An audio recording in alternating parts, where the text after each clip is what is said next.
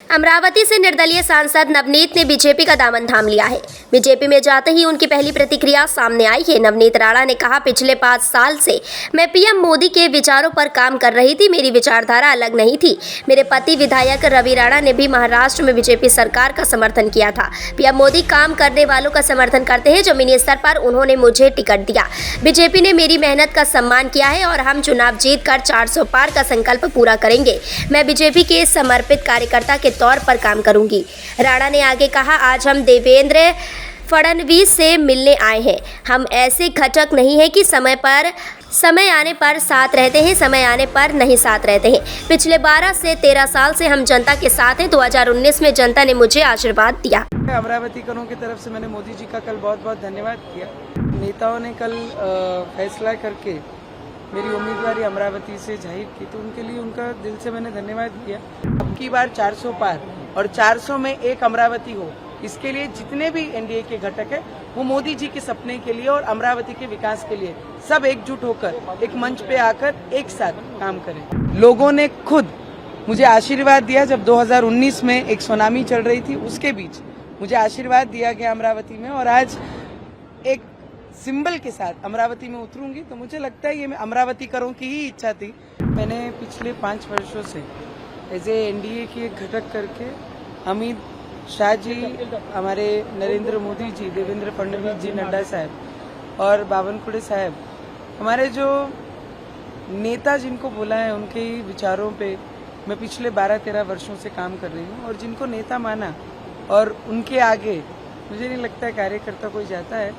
और नेताओं ने कल फैसला करके मेरी उम्मीदवारी अमरावती से जाहिर की, तो उनके लिए उनका दिल से मैंने धन्यवाद किया। क्योंकि अमरावतीकरों की आंखों में मैंने बहुत दिनों से, बहुत समय से देख रही हूँ कि उनकी इच्छा है। क्योंकि जब से लोकसभा शुरू हुई है तब से आज तक कभी भी कमल अमरावती जिले में बैलेट पे नहीं आया है। तो उनकी इच्छा हमेशा से थी कि देश के साथ जब देश की एक उम्मीद चलती है तो अमरावती में भी वही सिंबल आए।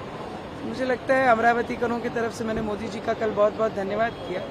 कल रात में अर्जेंट में पहले सीट डिक्लेयर होती है और फिर जाके प्रवेश करते हैं। और आज मैं देवेंद्र जी को मिलने आई हूँ, दादा को अमर, फिर यहाँ से मैं दिल्ली जाऊँगी। स्थानीय स्तर पर जो भाजपा के सहयोगी दल हैं, उनका विरोध भी देखने को मिल रहा है। वो नाराज है, आपको टिकट मिल गया, उनके नहीं, या उनके मुझे लगता है रवि जी भी एक एनडीए के घटक करके 2014 से देवेंद्र जी के साथ थे। ऑपोजिशन में जब आई सरकार तब भी रवि जी देवेंद्र फडणवीस जी के साथ थे। तो हम ऐसे घटक हैं कि समय आया तो साथ रहो और समय खराब है तो छोड़ दो। ऐसे घटकों में से हम नहीं हैं। पर फिर भी मैंने सभी को विनती की, क्योंकि सभी हमसे बहुत ज्यादा सीनियर है, तो मैंने एक उम्मीदवार करके और एक बहुत जूनियर उम्मीदवार करके मैंने सभी को हाथ जोड़ के विनती भी की कि मोदी जी के जो सपना है देश में अब की बार 400 पार और 400 में एक अमरावती हो, इसके लिए जितने भी एनडीए के घटक है वो मोदी जी के सपने के लिए और अमरावती के विकास के लिए सब एकजुट होकर एक मंच पे आकर एक साथ काम करें। अमरावती में 2 नारे गूंज रहे हैं। एक ये गूंज रहा है कि एक बार दिल से नवनीत राणा फिर से, और दूसरा भी नारा ये भी गूंज रहा है कि मोदी तुझसे बैर नहीं, नवनीत राणा की खैर नहीं। मुझे लगता है जब तक मतदार नहीं ठहराते क्या करना है, क्योंकि पिछले 5 वर्षों से नहीं 12-13 वर्षों से मैं जनता के बीच हूँ और जनता के लिए काम कर रही हूँ। तो मुझे लगता है एक बहू के नाते भी और उस क्षेत्र में कंटिन्यू लोगों के बीच लोगों की सेवा करते हुए लोगों ने खुद मुझे आशीर्वाद दिया। जब 2019 में एक सुनामी चल रही थी, उसके बीच मुझे आशीर्वाद दिया गया अमरावती में, और आज एक सिंबल के साथ अमरावती में उतरूंगी। तो मुझे लगता है ये अमरावतीकरों की ही इच्छा थी जो मेरे रूप में अमरावती में आई है। तो मेरी जनता मुझे बहुत सारा प्यार और बहुत सारा आशीर्वाद मेरे साथ रखेगी। और बच्चू कडू से बात हुई है क्या? उन्होंने कुछ आपसे बात की है?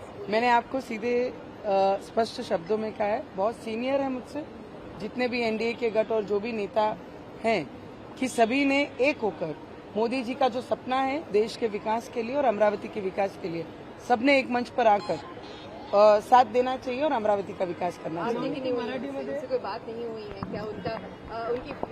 उनकी जो भावना है उनसे आप जैसे सुने हैं वैसे ही मैं भी सुन रही हूँ मीडिया के माध्यम से, पर हमारी कोशिश जरूर रहेगी कि हम सब साथ में आकर मंच पे मोदी जी के सपने के लिए और इस बार 400 पार के लिए काम करें। तो एनडीए के उम्मीदवार के लिए बहुत मुश्किल होने वाला है, टफ होने वाला है, आप उधर रहेंगे, कितना चुनौती है वहाँ? कितना कॉन्फिडेंस है, कितना वोटों से जीतेंगे? वोट तो मेरे मतदार ठहराएंगे। मैंने काम किया है, मैं काम लेके मेरे लोगों के बीच में जाऊंगी और एक बहू के नाते भी और कंटिन्यू क्षेत्र में लोगों की सेवा की है मैंने, तो लोगों का आशीर्वाद और प्रेम मेरे साथ हमेशा रहेगा, इतना मुझे कॉन्फिडेंस है। एक मामला आपका कास्ट सर्टिफिकेट का कोर्ट में लंबित है और हो सकता है सुप्रीम कोर्ट में फैसला भी आए, क्या वो सेटबैक हो सकता है आपके लिए? उसके लिए आप तैयार हैं? क्या कुछ होगा?